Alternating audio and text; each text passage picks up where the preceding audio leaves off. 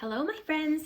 This is Lindsay Mann with Cloud9Stampers.com, and I wanted to share with you a really simple Christmas card that uses a Christmas tree silhouette technique. So let's get started. If you're watching this video as part of the Club December 2020 class, you will have received a package that looks like this.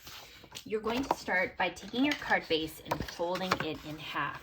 So you want to make sure that the ends are lined up, use a bone folder, and give it a nice, good press.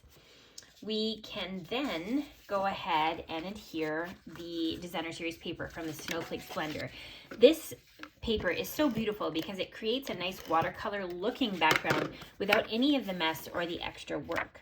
So I'm going to go ahead and just layer that on with even edges.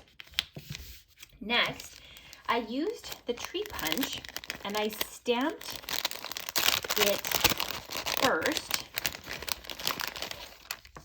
onto a piece of paper,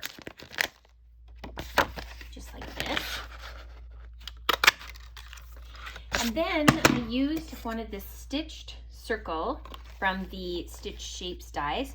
I ran it through the Big Boss and was able to cut out a circle that looks just like this. So that's a way that you can easily line it up and center it without having to guess and try to work it through your punch.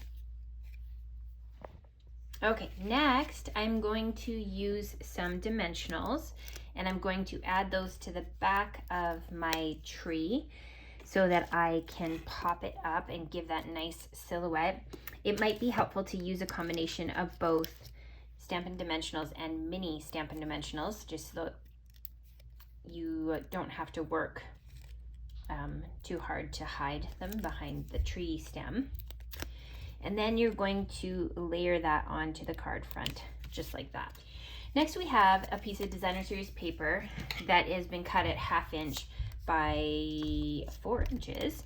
And you're going to only be using a section of this. So kind of figure out which snowflakes you want visible.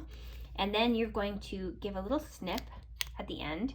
And from the corners, you're gonna match that up, just like so. Then you're going to figure out how long you want this, and you want to be able to have enough that you can tuck it behind your tree, just like this. This is going to go behind here. So let's use our adhesive to layer that down. Okay, next I have a piece of Whisper White cardstock.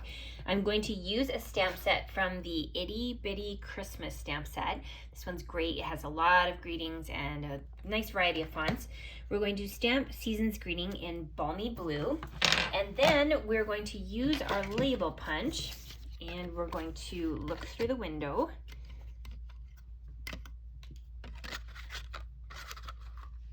And then we can punch that out.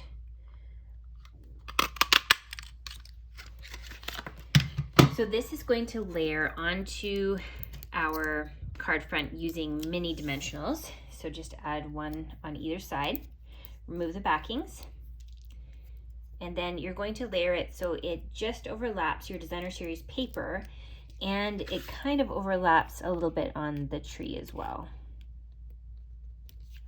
Just like that. The last step is we're going to add some ribbon. If you have a ribbon tire, you can use that to tie a bow. You could also use a fork that has 2 tines, like a meat fork. So you're gonna start with the ribbon on the opposite side of the pegs from you. The ribbon that's on the bottom is going to go through the pegs at the top, and the other one goes through the pegs at the bottom.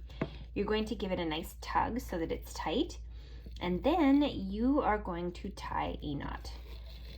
When you slide it off, it presents a very nice, tight little bow.